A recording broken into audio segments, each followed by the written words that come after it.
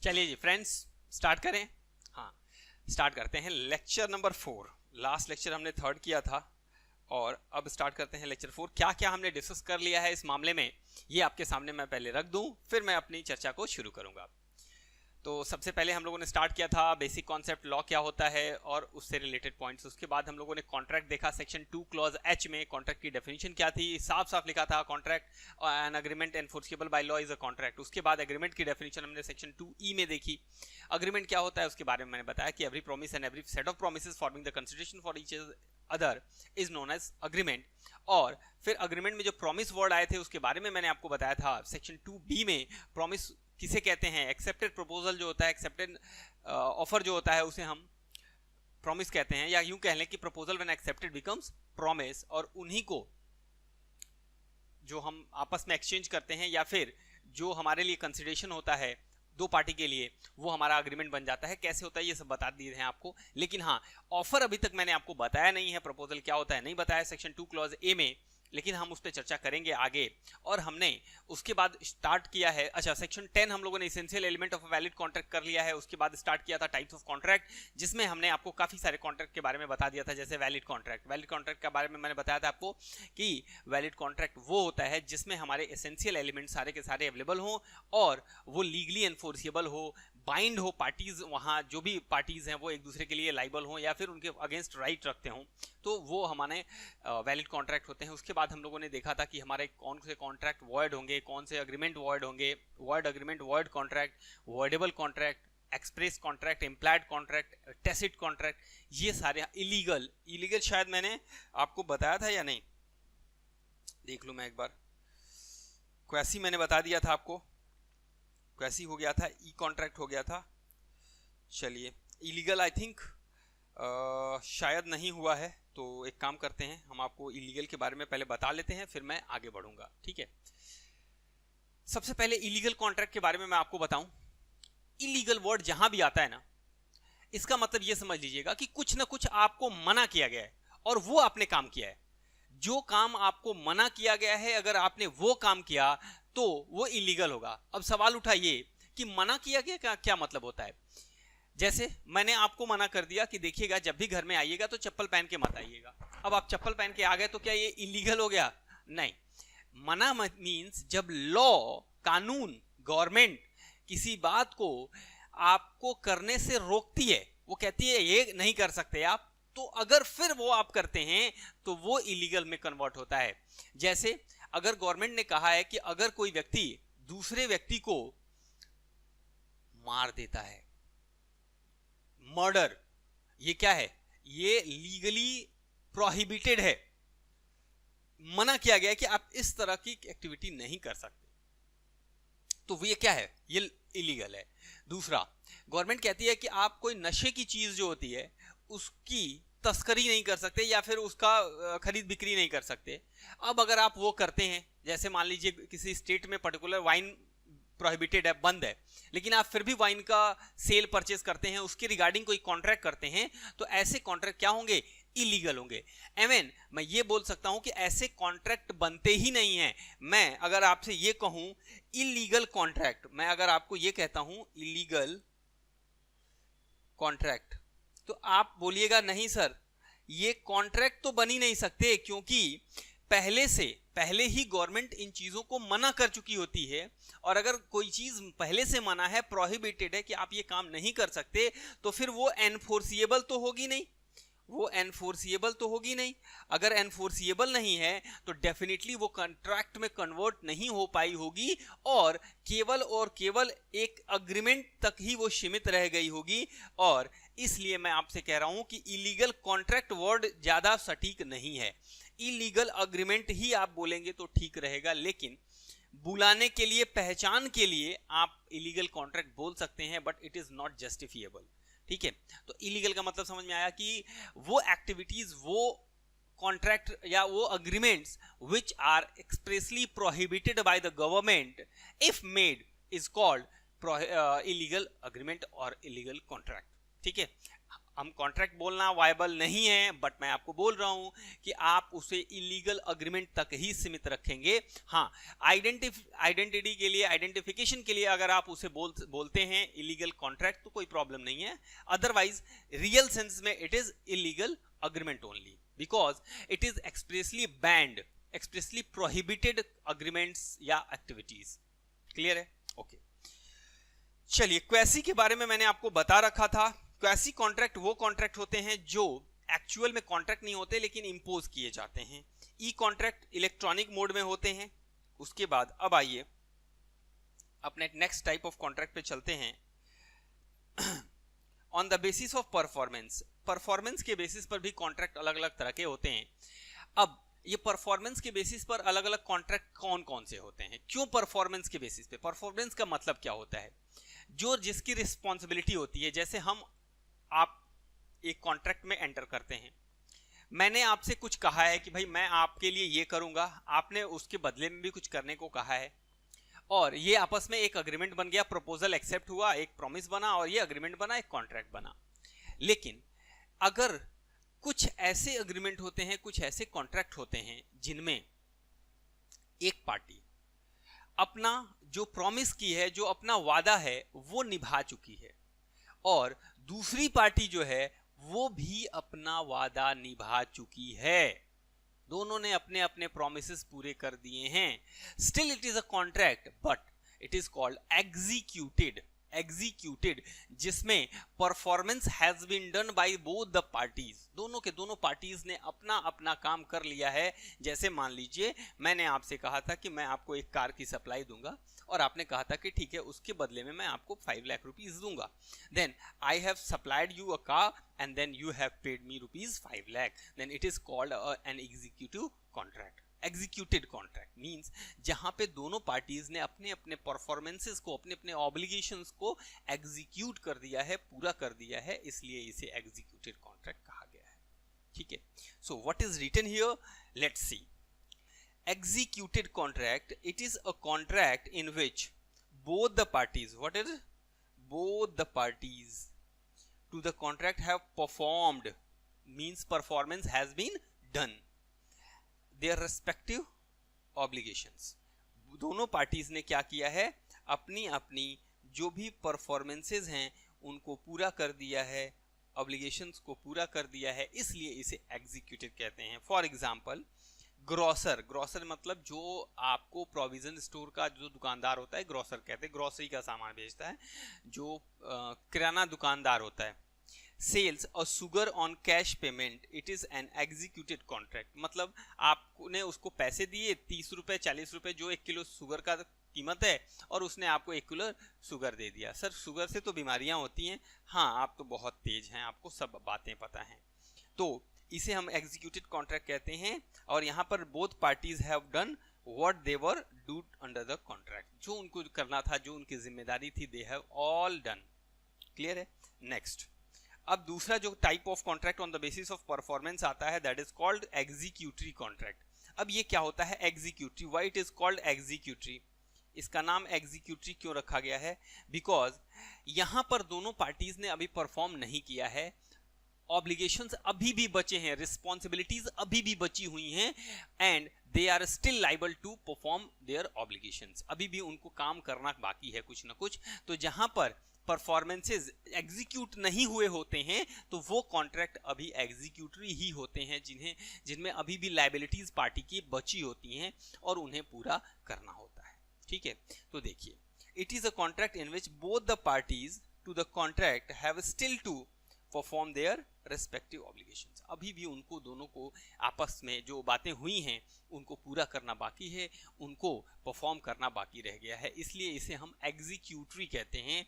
कि जिसमें जैसे अभी ग्रोसरी का ही एग्जांपल लिया, या मैं आपको मान लेता हूं, मैं ट्यूशन पढ़ाता हूं, मैंने बच्चों से कहा कि बेटे मैं आपको पढ़ा दूंगा, आपका कॉन्ट्रैक्ट एक्ट जो है वो, या फिर आपका जो लॉ सिलेबस है मैं उससे कंप्लीट करा दूंगा, आप मुझे एक पर्टिकुलर फीस देंगे। सो अभी ये जो बात हो गई, बच्चे ने स्वीकार कर लिया, हमने भी अपनी तरफ से ऑफर दे दिया, सब कुछ हो गया, that is called a contract. लेकिन अभी भी दोनों की परफॉर्मेंसेस बाकी हैं, बच्चे को फीस देनी बाकी है और मुझे उसे पढ़ाना बाकी है, तो it is called executory. Clear है, जहां पे both the parties are still in obligation to perform their promises. तो एग्जांपल के रूप में क्या दिया है जरा देखें, वेयर जी अग्रीज, जी क्या करता है, अग्री करता है to take tuition of H, अच्छा ट्यूशन की ही बात आ गई है, pre engineering students from the next month, अगले महीने से, और H in consideration promises to pay G ₹1000 per month, और जी कहता है कि भाई हम आपको 1000 रुपये पर मंथ देंगे और आप हमें ट्यूशन पढ़ाइए। The contract is executory because it is yet to be carried out, अभी भी ये काम होना बाकी है। अच्छा, अब एक इंपॉर्टेंट बात क्या है जरा ध्यान से सुनेंगे, इसी का बाइफर्केशन जो होता है इसको आपको समझना पड़ेगा। मैं थोड़ा 2 मिनट का टाइम ज्यादा लूंगा इसमें, लेकिन आप ध्यान से सुनेंगे मेरी बात। यूनिलेटरल और बाइलेटरल, ये दो अलग तरह के कॉन्ट्रैक्ट हैं, जैसे एग्जीक्यूटेड एग्जीक्यूटरी हैं उसी तरह से यूनिलेटरल बाइलेटरल हैं, लेकिन इसमें खास बात ये है कि ये दोनों एग्जीक्यूटरी कॉन्ट्रैक्ट्स हैं and are not separate kinds, ये एग्जीक्यूटरी कॉन्ट्रैक्ट के अंदर ही आते हैं ये दोनों, ठीक है, लेकिन ये अलग कोई अलग बेसिस पे नहीं बने हैं, ये भी परफॉर्मेंस के बेसिस पे बने हैं, और एग्जीक्यूटरी के दो पार्ट्स हैं। आप ये कह सकते हैं कि एग्जीक्यूटरी कॉन्ट्रैक्ट में दो चीजें और आ सकती हैं, एक यूनिलैटरल, एक बाइलेटरल। अब यूनिलैटरल क्या होता है, बाइलेटरल क्या होता है, अब ये ध्यान से सुनिए आप। देखिए, बाइलेटरल आपने बहुत बार ये वर्ड सुना होगा, बाई, ये बाई बी वाई नहीं है, ये नहीं है, बल्कि ये है बी आई।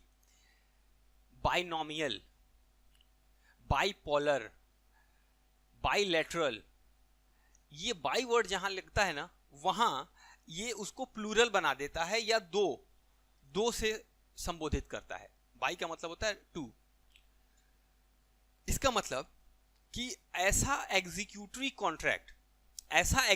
कॉन्ट्रैक्ट, अब जब एग्जीक्यूटरी हो गया तो इसका मतलब ये समझ लीजिएगा कि जहां पर दो पार्टीज को अपने अपने परफॉर्मेंसेस करने बाकी हैं, इसीलिए ये एग्जीक्यूटरी है, और बाकी भी हैं, तो अगर वो बाइलेटरल है तो वहां दो पार्टीज अपनी परफॉर्मेंस पूरी करेंगी, लेकिन यदि वो यूनिलैटरल है तो केवल एक ही party is required to perform their promise.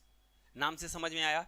Sir example से बताइए तो ज्यादा बेहतर समझ में आएगा, एग्जाम्पल भी लेंगे अभी, आराम से पहले मेरी बात को समझ लीजिए, फिर हम एग्जाम्पल से समझाते हैं। इस वर्ड को समझ लीजिए, ये पहली बात तो एग्जीक्यूटरी के अंदर आया। एग्जीक्यूटरी का मतलब जहां पे दोनों पार्टीज, अब सवाल उठा कि दोनों पार्टीज, नहीं, कोई जरूरी नहीं है, अगर वो बाइलेटरल है तो ही दोनों पार्टीज, लेकिन अगर वो यूनिलेटरल है, यूनिलेटरल का मतलब होता है एक पक्षीय, एक ही पार्टी को परफॉर्म करना होता है अपने प्रॉमिस को। सर ऐसा कैसे हो सकता है, ये तो मैं थक गया, मैं तो समझ ही नहीं पाया, मुझे टेंशन हो गई है कि ऐसा कौन सा दुनिया का कॉन्ट्रैक्ट होता है जहां पे एक ही पार्टी को परफॉर्मेंस करना होता है, दोनों पार्टीज नहीं लायबल होती हैं। अगर सर डेबिट क्रेडिट दोनों होते हैं, हम लोग तो अकाउंट के स्टूडेंट हैं, हम लोग कॉमर्स के हैं, हम लोग यही पढ़े आज तक कि हर डेबिट का क्रेडिट होता है, हर क्रेडिट का डेबिट होता है, और जो एक बार कोई लेनदार होता है तो पक्का कोई ना कोई देनदार होता है, हम लोग इसी भ्रम में रहे हैं। तो ठीक है, मैं आज आपके भ्रम को दूर करता हूं, आज मैं आपके भ्रम में थोड़ी दखल अंदाजी करने की कोशिश करता हूं, आपको सच्चाई की ओर लेके आता हूं। आप आज वाकई दुनिया से रूबरू होंगे और आप देखेंगे कि आपको सत्य का ज्ञान हुआ है, आप ज्ञान प्राप्त करेंगे आज।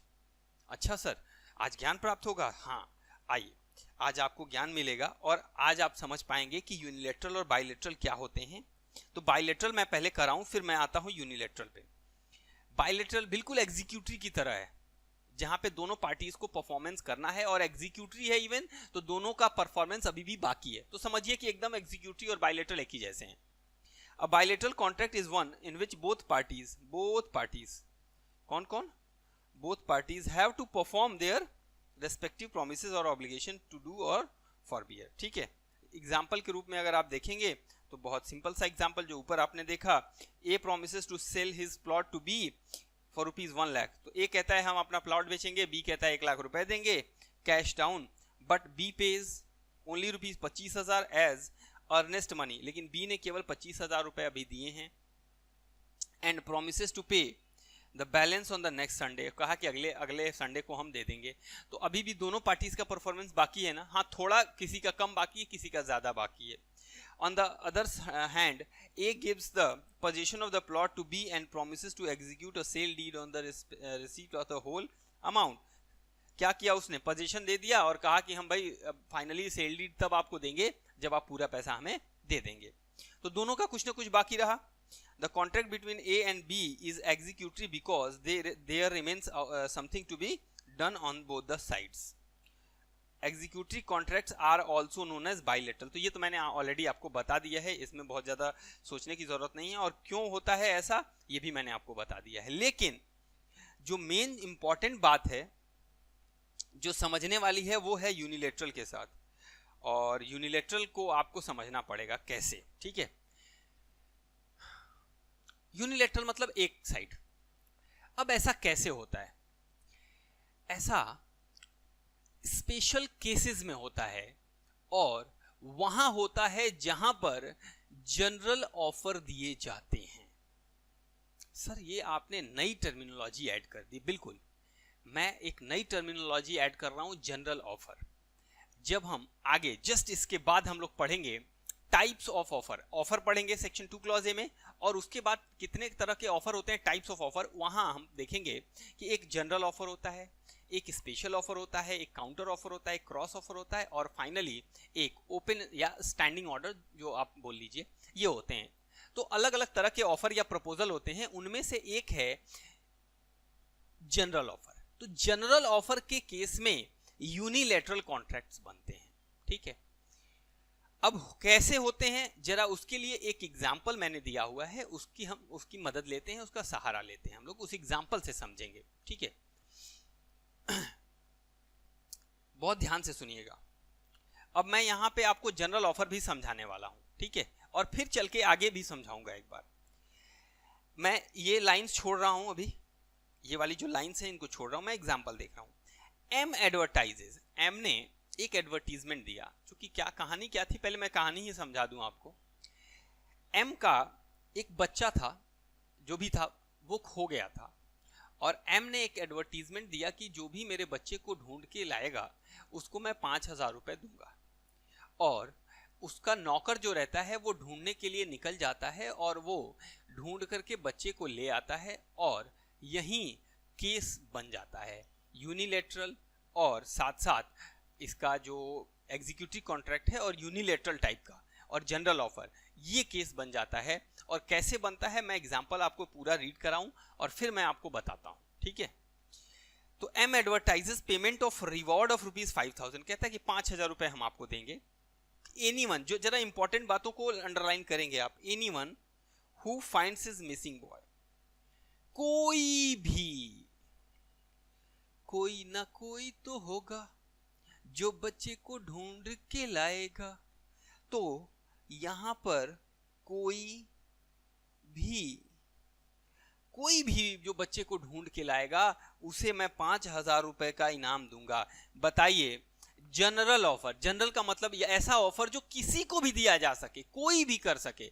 तो बच्चा गुम हो गया है तो कोई भी ढूंढ के लाएगा, तो वो तो जनरल हो गया ना, सामान्य ऑफर हो गया जो किसी को भी दिया जा रहा है, पब्लिक एट लार्ज को दिया जा रहा है, दुनिया में कोई भी उसको एक्सेप्ट कर सकता है. ठीक है, तो जब यहां पे ये बात आ गई, and bring to him as soon as B traces the boy. Actually ये क्या था ना, ये बी जो था वो उसका नौकर था, और ये हम केस आपको आगे बताएंगे लालमन शुक्ला वर्सेस गौरी दत्त का. वहां ये डिसीजन लिया गया था. तो वो बी जो था उसका नौकर था, उसने उसको ट्रेस कर लिया. एंड जैसे ही वो ट्रेस किया, there comes into existence an executed contract. वो उसको ढूंढ लिया. अब इसका क्या मतलब है एग्जीक्यूटेड कॉन्ट्रैक्ट का, there comes into existence an executed contract. अब इसका क्या मतलब है ये मैं आपको अभी समझाता हूं. उसके बाद अच्छा, because B has performed his share, मैं अभी अब समझाता हूं आपको, obligation, and it remains for M to pay the amount of reward to B. This type of executive contract is also called unilateral contract. ये आपने एग्जाम्पल पढ़ लिया. अब आइए, ये कैसे एग्जीक्यूटेड है और कैसे एग्जीक्यूटरी है और कैसे यूनिलैटरल है, अब इसको मैं आपको एक्सप्लेन करता हूं. थोड़ा मैंने टाइम लिया है जरूर, लेकिन इसको लाइफ टाइम आपको याद कराने के लिए मुझे जरूरी था ये समय लेना. जब एक बच्चा गायब होता है, मान लीजिए मेरा बच्चा है, सपोज. सर मजाक कर रहे हो आप, ओके, आई एक्सेप्ट इट. वो बच्चा गुम हो गया। मैंने कहा कि जो कोई भी उस बच्चे को ढूंढ के लाएगा, जाओ जरा ढूंढ के लाओ, न जाने कहां बच्चा खो गया। जो कोई भी ढूंढ के लाएगा उसे मैं 5,000 दूंगा। तो पहला ये जनरल ऑफर है। जनरल ऑफर की एक खासियत ये होती है कि जैसे ही कोई भी व्यक्ति उस जनरल ऑफर की टर्म कंडीशन को पूरा करता है, मतलब मैंने कहा कि मैं एक ऑफर दे रहा हूं और वो ऑफर ये है कि बच्चे को ढूंढना है, तो जो भी कोई बच्चा ढूंढेगा, जो कोई भी, उसने अपने पार्ट का, उसकी जो ऑब्लिगेशन थी वो तो पूरी कर दी। देखिए फिर से मैं समझाता हूं। जब कॉन्ट्रैक्ट बनता है तो एक ऑफर होता है, बहुत ध्यान से सुनिएगा, और एक एक्सेप्टेंस होता है, ठीक है। और जब ये दोनों मिलते हैं तब जाकर के बनता है कॉन्ट्रैक्ट। हाँ सर, ये तो बिल्कुल सही बोला आपने। लेकिन यहां क्या हुआ? यहां क्या, जो मिस्टर कौन है, एम है हमारे केस में, उसने एक जनरल ऑफर दिया और बी ने वो उस बच्चे को ढूंढ लिया। तो बी ने क्या अपनी कोई एक्सेप्टेंस दी एम को? नहीं, कोई एक्सेप्टेंस नहीं दी। लेकिन एम के द्वारा जो टर्म कंडीशन थी उनको जैसे ही पूरा किया, मतलब बच्चे को ढूंढा, इसका मतलब बी की वो एक्सेप्टेंस हो गई। B has accepted the promise and also performed his own obligation. उसने एक्सेप्टेंस, भाई हमारी जो कहने की बात थी, जो टर्म हमारी थी, हमारा शर्त ये था कि भाई बच्चे को जो ढूंढेगा उसको 5,000 देंगे। तो उसने ये बात, हमने किसी को नहीं कहा आप एक्सेप्ट करिए, लेकिन जो बच्चे को ढूंढ देगा वो मान लिया जाएगा कि उसने उसको एक्सेप्ट कर लिया, ढूंढते ही एक्सेप्ट कर लिया। और एक्सेप्ट होने के साथ साथ उसने अपनी ऑब्लिगेशन भी पूरी कर दी, तो इसका मतलब वो परफॉर्म भी कर दिया। इसका मतलब ये निकला कि बी के साइड से परफॉर्मेंस हो चुका है, लेकिन अभी भी पैसा देना बाकी है। 5,000 रुपए पैसा देना बाकी है। किसको? बी को। एम देगा। तो अब केवल एम ही जिम्मेदार है वो पैसा देने के लिए। जैसे ही कॉन्ट्रैक्ट एक्सेप्ट हुआ, एक कॉन्ट्रैक्ट बना, और कॉन्ट्रैक्ट तभी बनेगा जब बच्चा मिलेगा, क्योंकि मिलते ही वो टर्म कंडीशन एक्सेप्ट हुई, और जैसे ही एक्सेप्ट हुई वो कॉन्ट्रैक्ट बना तो बी ने अपना परफॉर्मेंस पूरा भी कर दिया। तो इसके तरफ से सब कुछ खत्म। अब M is only liable to pay his respective promises, liable to pay his money. तो यहां पर इसीलिए केवल एक ही पार्टी की जिम्मेदारी रह जाती है, क्योंकि एग्जीक्यूटरी है, अभी भी रह जाती है। अभी एम को देना बाकी है, एम पैसा देगा, अभी भी इसकी जिम्मेदारी बची हुई है। इसीलिए इसको हम क्या बोलते हैं? यूनिलैटरल बोलते हैं। एक ही पक्ष इसमें जिम्मेदार होता है। ये हमेशा, जब भी जनरल ऑफर होगा वो हमेशा इसी तरह का होगा, उसमें यूनिलैटरल के कॉन्सेप्ट उसी में आएंगे, है ना। या फिर आप यूं कह लें कि एक ही पक्ष, एक ही पार्टी। अब सर हम ऐसे भी तो कर सकते हैं कि मान लीजिए मेरे पास गिफ्ट है, मेरे पास प्रॉपर्टी है, कुछ पैसा है, मैं किसी को गिफ्ट देना चाहता हूं, तो यहां भी तो यूनिलैटरल हुआ। जी हाँ बिल्कुल। यहां पर अगर, लेकिन इस केस में देखिएगा, ये कंसिडरेशन का केस हो गया है, तो यूनिलैटरली, लेकिन कंसिडरेशन का केस हो गया इन द सेंस कि कभी कभी बिना कंसिडरेशन के भी कॉन्ट्रैक्ट वैलिड माने जाते हैं। गिफ्ट का केस वहां आता है कि कभी कभी दूसरी पार्टी को कंसिडरेशन नहीं देना पड़ता है, एक ही पार्टी को देना पड़ता है, और ये वैलिड कॉन्ट्रैक्ट है। मैंने अगर किसी से कॉन्ट्रैक्ट कर लिया कि मेरे पास कोई प्रॉपर्टी है और मैं कॉन्ट्रैक्ट करता हूं, अग्रीमेंट करता हूं कि आपको गिफ्ट करूंगा, तो फिर वहां पर आपको कुछ मुझे देने की जिम्मेदारी नहीं होती। ये भी यूनिलैटरल टाइप का कॉन्ट्रैक्ट होता है, और वो मैं ही केवल अपनी प्रॉपर्टी आपको दूंगा, ठीक है। तो ये भी केसेस आ सकते हैं। तो जनरल के साथ साथ कुछ और भी केसेस आ सकते हैं, लेकिन फिलहाल जनरल में जो इस तरह के प्रॉब्लम्स है वहां पर यूनिलैटरल ही कॉन्ट्रैक्ट बना, ठीक है। जैसे कि मैं और कुछ एग्जांपल ले लूं आपसे कि मान लीजिए मैंने कहा कि जो कोई भी मेरे मान लीजिए सपोज कि मेरे पैर में कुछ मोच आ गई है 1 मिनट के लिए, जो कोई भी दुनिया में मेरा मोच ठीक कर देगा उसे मैं 10,000 रुपए दूंगा। अब बताइए ये क्या है? सर ये यूनिलैटरल कॉन्ट्रैक्ट है, क्योंकि जो भी व्यक्ति आ करके मेरा मोच ठीक करेगा, इसका मतलब उसने मोच ठीक करने के बाद ही तो मेरा ऑफर एक्सेप्ट किया है, और जैसे ही उसने एक्सेप्ट किया इसका मतलब उसने अपना परफॉर्मेंस भी कर दिया, and still I am only liable to pay him his required price. ठीक है, चलिए, तो ये आई होप बात आपको समझ में आ गई होगी कि एग्जीक्यूटरी में दो तरह के, एग्जीक्यूटेड तो ठीक है जहां दोनों पार्टीज ने परफॉर्म किया, एग्जीक्यूटरी में दो तरह के हो गए, यूनिलैटरल और बायलैटरल। ओके, चलिए बढ़ते हैं आगे। अब आइए, अब शुरू होगी हमारी नई कहानी, हमारी अधूरी कहानी। तो हमारी अधूरी कहानी में क्या बचा हुआ है? Offer and acceptance. तो ये अब नई चीज स्टार्ट होने वाली है, मजेदार ऑफर एंड एक्सेप्टेंस। तो चलिए, मीनिंग ऑफ ऑफर या प्रपोजल, तो जो बोल लीजिए, दोनों एक ही वर्ड हैं, चाहे ऑफर बोलिए चाहे प्रपोजल बोलिए, दोनों का मतलब एक ही है। इंग्लिश है, अलग अलग लोग अलग अलग अंग्रेज जो होते हैं वो प्रपोजल कहेंगे, हम ऑफर कहेंगे, तो सब एक ही बात है। आइए, सेक्शन 2A डेफिनेशन कहां दी गई है? सेक्शन 2A में। मैं आपको बता चुका हूं ऑफर के बारे में, लेकिन फिर भी अब मैं फिर दोबारा से बताने जा रहा हूं, लेकिन थोड़ा सा स्पीड रहेगा मेरा, और आपको ध्यान से सुनना है, क्योंकि एक बार आप ध्यान से सुन चुके हैं। मैं जब बोलूंगा तो ये बोलूंगा कि आप ध्यान से सुन चुके हो, क्योंकि मुझे पूरी उम्मीद है कि आप बहुत ध्यान से मेरी बात सुनते हैं। हम करते तो बकवासी हैं, लेकिन आप फिर भी मेरी बात ध्यान से सुनते हैं, है ना? हाँ सर, सुनते हैं मेरी आपकी बात को। आइए, तो इंडियन कॉन्ट्रैक्ट एक्ट 1872 का सेक्शन 2 क्लॉज ए कहता है कि ऑफर किसे कहते हैं? ऑफर का मतलब होता है जब एक व्यक्ति, मैं हिंदी में बोल रहा हूं, बहुत शुद्ध हिंदी में, जब एक व्यक्ति अपने मन की बात, अब आप कहेंगे सर नरेंद्र मोदी जी की बात कर रहे हैं, नहीं, हर मन की बात करने वाला आदमी नरेंद्र मोदी नहीं होता। तो जब कोई भी व्यक्ति अपने मन की बात करता है, राहुल गांधी भी हो सकता है, तो जब कोई व्यक्ति अपने मन की बात किसी और के सामने रखता है, मतलब मन की बात मतलब इच्छा, अपनी इच्छा किसी और के सामने रखता है, इस उद्देश्य के साथ, इस ऑब्जेक्ट के साथ कि सामने वाले की मन की बात वो जान सके कि सामने वाला क्या सोच रहा है। सर एकदम आप ना मोदी जी के मन की बात कर रहे हैं, आप वो भी यही जानना चाहते हैं कि देश के मन में क्या चल रहा है। चलिए, जैसा आप उचित समझे, जहां से जिसको जोड़ लें, मेरे तरफ से आपको पूरी छूट है। और इसे हम ऑफर कहते हैं when one person signifies his to another his willingness to do or abstain from doing, कुछ करने के लिए या कुछ ना करने के लिए, anything with a view to obtain the assent of that other person to such an act or abstinence, he is said to make a proposal. This is definition.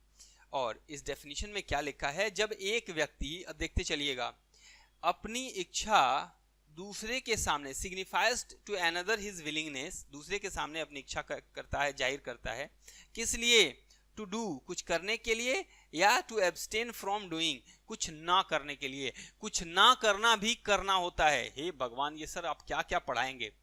आज तक तो हम लोग जानते थे कि कुछ ना करना मतलब ना करना, लेकिन नहीं, आज मैं आपके भ्रम को फिर से तोड़ रहा हूं एक बार, और आज मैं आपको यह बता रहा हूं कि कुछ ना करना भी करना होता है। ठीक है, एनीथिंग, कुछ भी करना या कुछ ना करना। जब एक व्यक्ति किसी दूसरे के सामने अपनी इच्छा रखता है, when one person signifies to another his willingness to do or abstain from doing anything with a view to obtain the assent of that other, उस व्यक्ति की इच्छा जानने के लिए, then such act और abstinence, ये कुछ करना या ना करना, तो फिर इसे कहते हैं he is said to make a proposal। कहा जाता है कि वो व्यक्ति एक प्रपोजल दे रहा है। और इस बारे में मैंने आपको एग्जाम्पल दे दिया है, फिर से दे रहा हूं, बहुत ध्यान से सुनिएगा। शादी का एग्जाम्पल, बेस्ट एग्जाम्पल है वो, मजेदार है, सुनेंगे समझेंगे, और उसी तरह के कई एग्जाम्पल आप बना सकते हैं। जब एक व्यक्ति दूसरे को कहता है, मतलब व्यक्ति से नहीं कहेगा, डेफिनेटली एक मेल पर्सन फीमेल पर्सन से बोलेगा, एक लड़का एक लड़की से कहता है I want to marry you, तो अब ये जब वर्ड इतना यूज करता है, तो इसका मतलब ये हुआ कि वो अपनी इच्छा, one person signifies to another his willingness to do, abstain तो नहीं है, टू डू एनीथिंग, मतलब शादी। इतनी बात तो पता चल गई कि एक व्यक्ति ने जब कहा कि I want to marry you, तो इसका मतलब उसने अपनी इच्छा को दूसरे के सामने रख दिया। तो क्या ये प्रपोजल बन गया? नहीं सर। कब बनेगा? With a view to obtain the assent of other to such act. Abstinence तो बोलेंगे नहीं, तो इस एक्ट मतलब शादी के लिए उसकी भी इच्छा जानने के विचार से अगर वो अपना विचार रखता है तो ही वो ऑफर बनेगा। सर तो ये कैसे होगा? वो मैंने बताया था आपको कि अगर वो साथ में ये भी बोलता है कि विल यू मैरी मी, अगर वो साथ में ये भी बोलता है विल यू मैरी मी, तब जाकर के एक्चुअली ये प्रपोजल बना। क्यों? क्योंकि जब वो ये कहता है कि I want to marry you, तो यहां पर उसकी अपनी इच्छा सामने वाले की इच्छा के सामने वाले के सामने रख दी गई, लेकिन उसने कुछ ऐसा नहीं बोला जिससे ये पता चले कि वो सामने वाले की इच्छा जानना चाहता है। तो इसलिए उसको बोलना पड़ेगा विल यू मैरी मी, अब जाकर के ये एक ऑफर बना। जैसे दुकानदार के पास आप जाते हैं, आप कहते हैं कि मुझे बिस्किट बहुत अच्छी लगती है, बताइए ये ऑफर है? वो दुकानदार देगा आपको? नहीं देगा। आपको कहना पड़ेगा मुझे बिस्किट बहुत अच्छी लगती है, मैं खरीदना चाहता हूं, क्या आप बेचेंगे? अगर आप ये बात बोलते हैं तब जाकर के ये एक वैलिड ऑफर हुआ। ठीक है, ओके सर। अब एसेंशियल्स ऑफ ए प्रपोजल और ऑफर। अब इसके कुछ एसेंशियल एलिमेंट्स, भाई एक ऑफर में क्या क्या होना आवश्यक है। देखिए ना, मैं ज्यादा कुछ नहीं बोलूंगा, मैंने जो एग्जांपल दिया है उसमें देख लीजिए बेहद सादगी के साथ। एक व्यक्ति है जो दूसरे को ऑफर दे रहा है, इसका मतलब दो लोगों का होना आवश्यक है, टू पार्टीज का होना डेफिनेटली रिक्वायर्ड है, जिसमें एक व्यक्ति ऑफर देगा और दूसरा व्यक्ति जिसको ऑफर दिया जाएगा।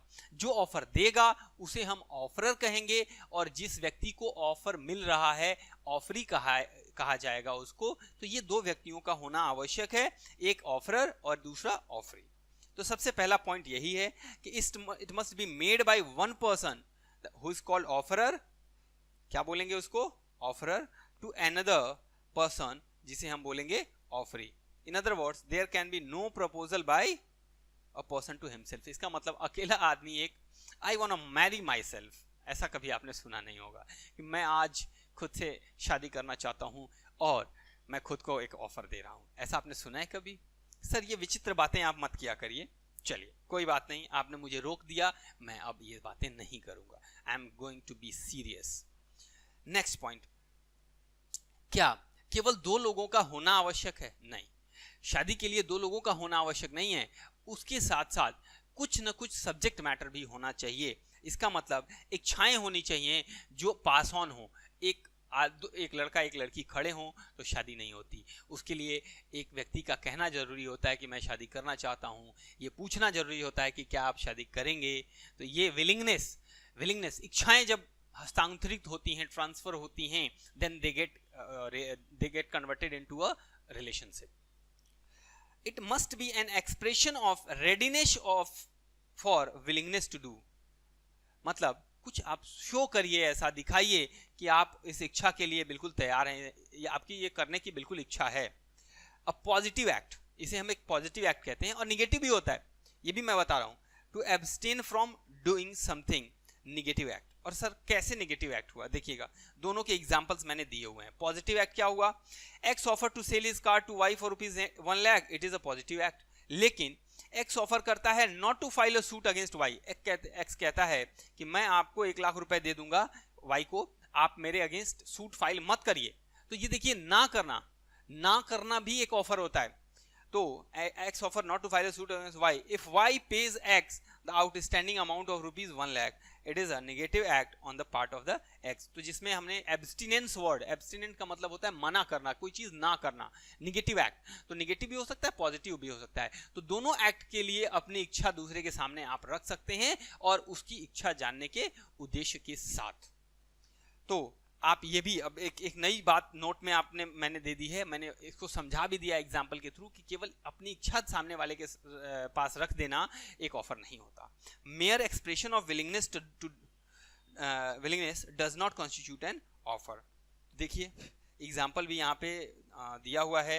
ए बी से कहता है कि मैं तुमसे शादी करना चाहता हूं by end of 2017, it does not constitute an offer of marriage by A to B.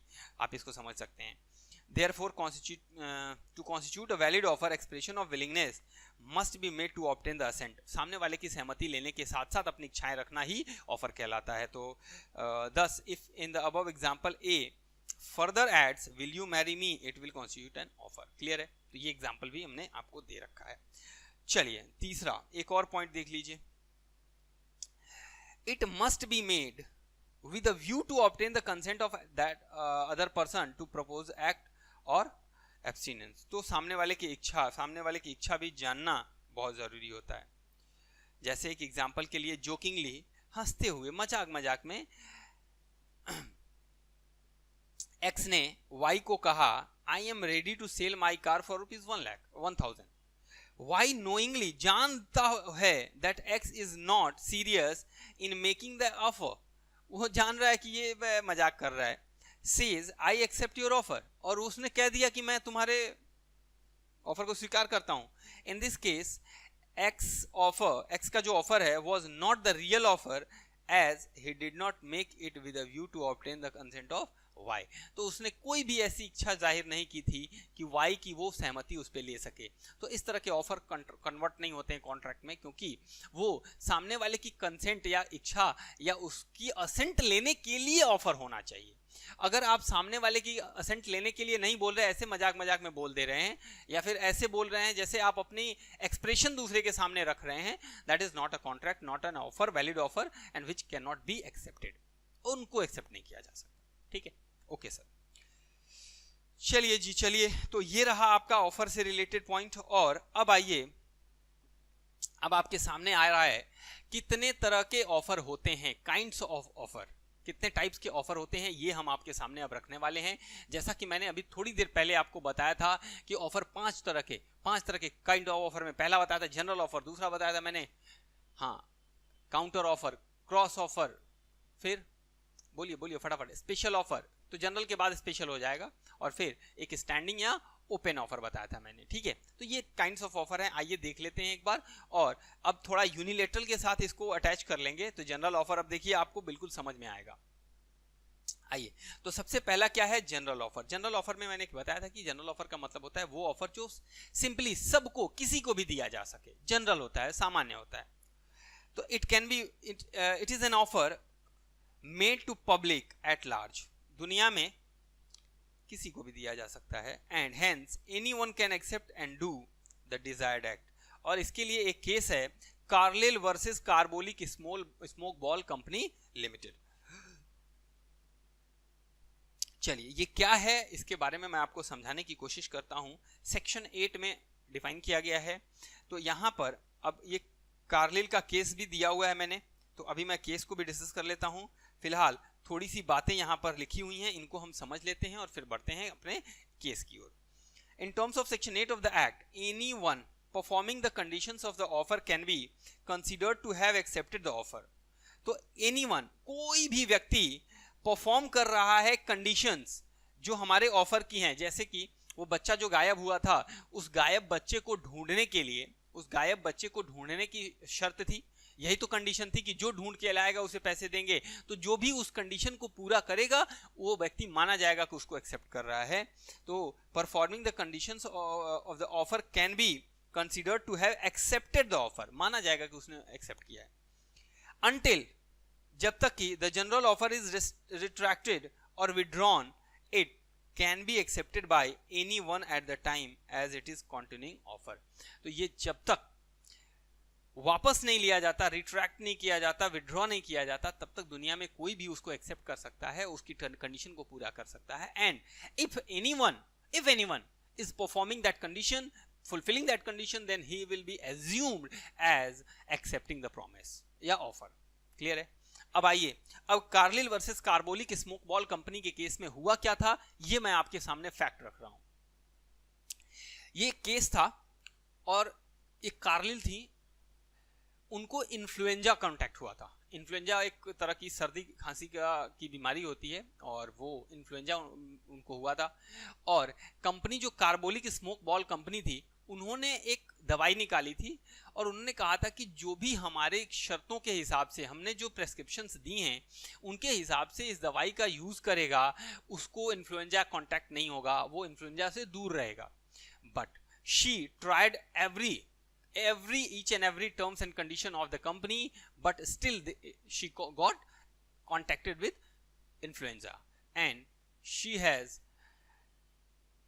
accepted the proposal or offer of the company and they entered into a contract, but the condition was not fulfilled in the sense कि condition जो थी वो उन्होंने स्वीकार तो की लेकिन दवाई ने उनकी जो दवाई की पावर थी वो काम नहीं किया. That's why company was liable to pay her compensation. तो कंपनी की जिम्मेदारी बनती थी कि उनको कंपनसेशन दिया जाए क्योंकि कंपनी ने जो दावा किया था what company has claimed was not in actual fact. तो अब देखिए जरा क्या लिखा है इसमें. In this famous case, Carbolic Smoke Ball Company advertised, ये कंपनी थी जिसने एडवर्टाइज किया several newspapers that reward of £100 would be given to any person who contracted influenza after using the smoke ball थी, छोटी छोटी दवाइयाँ थी, produced by the Carbolic Smoke Company according to printed direction. जो printed directions थी उसके हिसाब से अगर आपने यूज किया तो फिर आपको अगर दोबारा वो हो गया तो हम आपको £100 का इनाम देंगे. One lady Mrs Carlill use the smoke balls as per the directions of the company. उन्होंने बिल्कुल डायरेक्शंस को फॉलो किया. And even then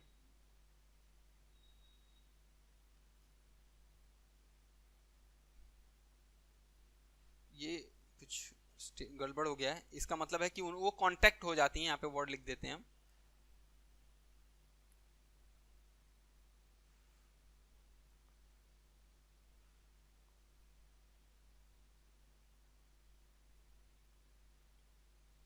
Contracted influenza held she could recover the amount as by using the smoke balls she had accepted the offer.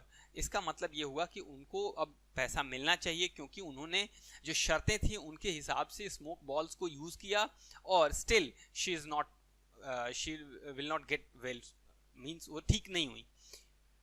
तो अब क्या हुआ, ये same वही केस है जो हमने यूनिलैटरल पढ़ा. एग्जीक्यूटरी कॉन्ट्रैक्ट्स हैं यूनिलैटरल टाइप्स के कि जहां पर कोई एक व्यक्ति कुछ शर्तें रखता है और दूसरा व्यक्ति कोई भी उसको एक्सेप्ट कर लेता है, लेकिन जैसे ही वो एक्सेप्ट करता है वो उसने अपनी परफॉर्मेंस कर दी और दूसरा व्यक्ति अब लाइबल होता है पेमेंट के लिए. तो यहां पर कंपनी को वो £100 जो थे वो इनाम देने पड़े. ठीक है, तो ये था हमारा जनरल ऑफर. अब बढ़ते हैं आगे और दूसरा जो केस है हमारा सेम इसी पे है, लालमन शुक्ला वर्सेस गौरी दत्त. ये मैंने आपको बता दिया है, वो जो व्यक्ति ढूंढने जाता है पैसे वाली बात, तो वो यहां पर आपको समझना है. फैक्ट ऑफ द केस देखिए क्या था. जी मतलब Gauri Datt sent his servant, कौन, Lalman L, to trace his missing nephew, भतीजे को खोजने के लिए. Then announce that anybody who traced, अच्छा हिज नेफ्यू. अच्छा ये थोड़ा उल्टा केस है, इसमें सिचुएशन बदल गई थी, इसमें सिचुएशन बदल गई है. जो हमने पहला केस देखा ना वो ठीक है, अब यहाँ पे थोड़ी सिचुएशन अलग तरह की है और इसको मैं समझाता हूँ कि क्या है. तो anybody who traced his nephew would be entitled to a certain reward, उसको इनाम मिलेगा जो भी ढूंढ के लाएगा. यहाँ तक बात सेम है. ओके. एल जो नौकर था वो ढूंढ दिया उसको, बॉय को, इन इग्नोरेंस ऑफ दिस अनाउंसमेंट. अच्छा अब देखिए ये नई कहानी हो गई कि नौकर अनाउंसमेंट होने से पहले निकल चुका था घर से और उसे इस बात की खबर नहीं थी, भनक भी नहीं थी कि ऐसा कुछ इनाम या रिवॉर्ड डिक्लेयर हुआ है. हाँ सर ये तो नया पॉइंट आ गया. अगर उसे पता है जिसको पता है और वो उसको एक्सेप्ट कर रहा है तो फिर कॉन्ट्रैक्ट बन रहा है, उसे इनाम मिलेगा. लेकिन अगर कोई व्यक्ति जिसको बताया ही नहीं गया कि मैंने ऐसा कोई ऑफर दिया है तो भाई आपने उसको एक्सेप्ट कैसे किया? इसका मतलब आप उस ऑफर के लिए काम करने नहीं गए थे, आप उसको ढूंढने उस ऑफर के लिए, उस पैसे के लिए नहीं गए थे, वो आप अपनी अलग की जिम्मेदारी थी. आप मेरी बात समझ रहे हैं? तो यहां पर यही हुआ कि उसने ऑफर के बारे में पता ही नहीं था, तो उसने ढूंढ लिया अगर बच्चे को, तो वो ऑफर एक्सेप्ट नहीं कर रहा है, ठीक है। तो यहां पर यही दिया गया है कि एल्ट is the boy in ignorance of this announcement subsequently when he came to know, जब उसको पता चला of the reward he claimed it, और उसने जाके क्लेम कर दिया कि मुझे पैसा चाहिए। तब कोर्ट में ये डिसाइड हुआ कि he was not entitled to the reward as he did not know the offer, जब आपको पता ही नहीं था ऑफर। इसीलिए अब आगे चल करके जब हम आपको बताएंगे कि कुछ लीगल रूल्स हैं ऑफर के, तो वहां बताएंगे कि offer must be communicated, offer का कम्युनिकेट होना कंपलसरी है। अगर वो कम्युनिकेटेड नहीं है तो एक्चुअली ये मान लीजिए ना कि वो ऑफर ही नहीं है। सर कहां ये लिखा हुआ है, आइए हम दिखा देते हैं आपको नीचे। ये देखिए लीगल रूल्स आ गया इसमें, ये देखिए यहाँ पे it must be communicated to the offeree. तो बताइए लालमन शुक्ला क्या था, ऑफरी था ना, और ऑफरर कौन था, गौरी दत्त थी जिन्होंने ऑफर दिया था लालमन शुक्ला को। तो एक्चुअली उसने उनको दिया ही नहीं था, वो तो पता ही नहीं था उसको। तो जब कम्युनिकेटेड नहीं था तो फिर ये ऑफर नहीं है, ऑफर नहीं है तो फिर आप एक्सेप्ट ही नहीं कर सकते, एक्सेप्ट नहीं कर सकते तो आप पैसा नहीं मांग सकते। ओ माय गॉड सर ये बात है, हाँ यही बात है। चलिए तो क्या ये बात समझ में आ गई, हाँ सर ये बात समझ में आ गई। चलिए सेकेंड पॉइंट बी, स्पेशल और स्पेसिफिक ऑफर। ये क्या होता है, स्पेशल ऑफर क्या होता है, स्पेसिफिक ऑफर क्या होता है, सुनेंगे भाई। जनरल ऑफर का मतलब किसी को, दुनिया को, एनीवन, पब्लिक एट लार्ज। लेकिन जब स्पेसिफिकली किसी का नाम लेके किसी ग्रुप को हम जब ऑफर देते हैं या किसी सेलेक्टेड नंबर ऑफ पीपल को देते हैं तो वो फिर क्या बन जाता है, वो एक स्पेसिफिक या स्पेशल ऑफर बन जाता है। तो when the offer is made to specific और an ascertained persons, it is known as a specific offer. Specific offer can be accepted only by that specified person to whom the offer has been made. तो केवल और केवल वही accept करेगा जिसको वो दिया गया है। बॉल्टन वर्सेस जोन्स का केस। जैसे ए ने बी को ऑफर किया अपनी कार, तो अब बताइए ये क्या है, एक स्पेसिफिक ऑफर है क्योंकि केवल बी एक्सेप्ट कर सकता है और कोई नहीं कर सकता। अब मेरा एक सवाल है आपसे, क्या मुझे आप जवाब देंगे, हाँ सर आप पूछ के देखिए, हम ना आपको बताए तो बोलिएगा। अच्छा इतना कॉन्फिडेंस है आपको, चलिए आपके सामने मैं रखता हूं एक केस, आप बताएंगे उसका जवाब देंगे। मान लीजिए एक वोडाफोन कंपनी है या जियो है, रिलायंस मींस जियो है या फिर एयरटेल है, कोई भी कंपनी है। आपने देखा होगा कि मोबाइल पे मैसेज आते हैं ऑफर्स के कि आपको मिलते हैं, स्पेसिफिकली मोबाइल पे आते हैं कि आपको मिलते हैं इतने में इतना टॉक टाइम या इतने में इतना जो भी वैलिडिटी वगैरह। अब ये तो स्पेसिफिक ऑफर है क्योंकि स्पेसिफिकली हमारे मोबाइल पे आया है, दूसरा तो ले नहीं सकता। लेकिन कभी कभी ये ऑफर्स वो बैनर लगा के टांग दिए जाते हैं कि एयरटेल के जो भी कस्टमर, एयरटेल के जो भी कस्टमर हैं उनको ये ऑफर मिलेगा। अब बताइए वो जनरल है या स्पेसिफिक है, केवल एयरटेल के, ये क्या है? अगर आपका जवाब है कि ये जनरल ऑफर है तो फिर आप बिल्कुल सही हैं, क्योंकि एयरटेल का कोई भी ऑपरेटर वो पढ़ करके उसका लाभ ले सकता है, इसलिए वो जनरल ऑफर है। भले ही केवल एयरटेल का हो तो एयरटेल के लिए जनरल ऑफर है, हम कहां कह रहे हैं कि वो दुनिया के लिए है, ठीक है ना। तो वो क्या है, any one of the Airtel customer. हाँ अब ये कह सकते हैं कि अगर 5 कंपनी है और केवल एयरटेल ने इश्यू किया है तो फिर उसके लिए स्पेसिफिक हो गया, ठीक है ना। ओके आइए अब है नेक्स्ट, क्रॉस ऑफर। क्या होता है क्रॉस? क्रॉस का मतलब होता है जब एक चीज दूसरे से टकराते हुए निकल जाती है, यही ना। ऐसा ऑफर जब दो पार्टीज, हम और आप, जब दो पार्टीज एक दूसरे को सेम ऑफर, दो पार्टीज एक दूसरे को सेम ऑफर इन इग्नोरेंस, पता नहीं है। जैसे मान लीजिए this is the property common, मैं हूं आप हैं, आपको ये सामान मेरा खरीदना है और मुझे भी यही सामान आपको बेचना है, क्लियर? मैं इसी को बेचने के लिए आपको लिखता हूं एक चिट्ठी, और आप भी एट द सेम टाइम इसी को खरीदने के लिए लिखते हैं मुझे एक चिट्ठी, और दोनों लोग इस चिट्ठी को करते हैं पोस्ट, और वो चिट्ठी रास्ते में क्या होती है? क्रॉस होती है। ना मुझे पता है कि आप मुझे ऑफर दे रहे हैं, ना आपको पता है कि मैं वही ऑफर आपको दे रहा हूं। ओ माय गॉड, ये क्या हो गया?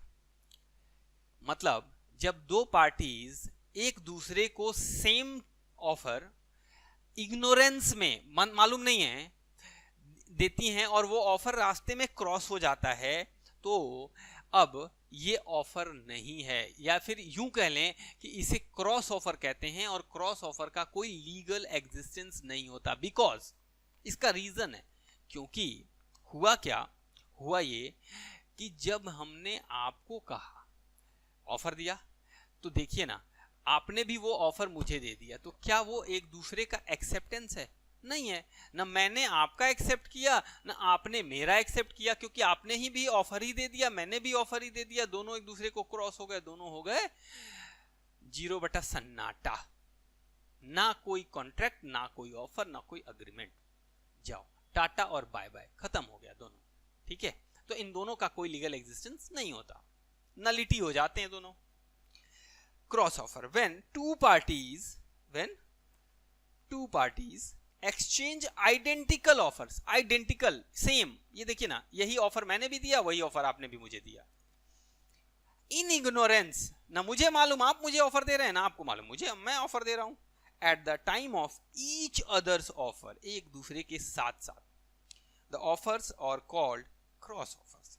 There is no binding contract, दोनों के बीच में कोई भी बाइंडिंग कॉन्ट्रैक्ट नहीं होता, ये एक्चुअली कॉन्ट्रैक्ट ही नहीं बनता। In such a case, because offer made by a person cannot be construed as acceptance of another's offer, तो जो मैंने आपको दिया है और आपने मुझे दिया है, हम लोग एक दूसरे के ऑफर्स को एक्सेप्टेंस नहीं मान सकते, that's why कुछ नहीं बनेगा। जैसे if A makes a proposal to B to sell his car for rupees 2 lakhs and B को मालूम नहीं है, without knowing the proposal of A makes an offer to purchase the same car at rupees 2 lakhs from A, वो भी कहता है कि हमको दे दो। It is not an acceptance as B was not aware of the proposal made by A, B को मालूम ही नहीं था कि ये ऑफर दे रहा है उसको।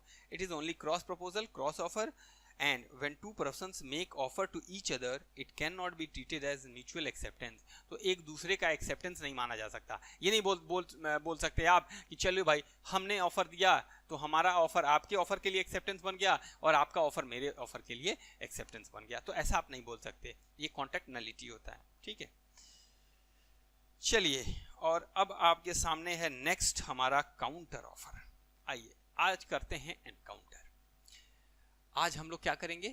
एनकाउंटर करेंगे। सर किसका एनकाउंटर करने वाले हैं आप? काउंटर अटैक, सुना होगा आपने ये नाम, ये वर्ड काफी फेमस है आपके लिए कि काउंटर अटैक कर दो ना, करते हैं आप? जब कोई आपके ऊपर हमला करता है तो आप भी हमला कर देते हैं, काउंटर अटैक कहते हैं इसको। जब कोई आपको ऑफर देता है, जैसे एक ये मेरे पास सामान है, मैं आपको बेचना चाहता हूं, और जरा सुनिएगा मेरी लैंग्वेज क्या है। मैं कहता हूं कि मैं ये पेन आपको 10 रुपए में बेचना चाहता हूं, क्या आप खरीदेंगे? अब देखिए, बिल्कुल मैंने सेक्शन 2 क्लॉज ए के हिसाब से ऑफर दिया आपको। अब क्या होगा? आपने सुना, आपने कहा हाँ, नहीं बोला, आपने हाँ बोल दिया होता तो ये एक एक्सेप्टेंस हो जाता और एक अग्रीमेंट कॉन्ट्रैक्ट बन जाता, लेकिन आपने दाम कुछ ज्यादा सोच लिया कि ये 10 रुपए ज्यादा है, और आपने कहा कि नहीं, मैं इसे 8 रुपए में खरीदना चाहता हूं, क्या आप बेचेंगे? मतलब आपने मेरे ऑफर को एक्सेप्ट किए बिना एक दूसरा काउंटर ऑफर दे दिया, एक दूसरा काउंटर अटैक कर दिया मेरे ऊपर। मतलब मेरा जो ऑफर था वो गया काम से, वो खत्म, वो डस्टबिन में डाल दिया आपने, और एक नई चिट्ठी, नया ऑफर मुझे दे दिया। अब मेरी जिम्मेदारी है उसको एक्सेप्ट करने की। अब मेरी जगह आप आ गए और आपकी जगह मैं आ गया। क्लियर है? इसे कहते हैं काउंटर ऑफर। जब ओरिजिनल ऑफर में कुछ चेंजेस करके दोबारा से ऑफर को रीबैक कर दिया जाता है, वापस भेज दिया जाता है, तो इसे हम कहते हैं काउंटर ऑफर।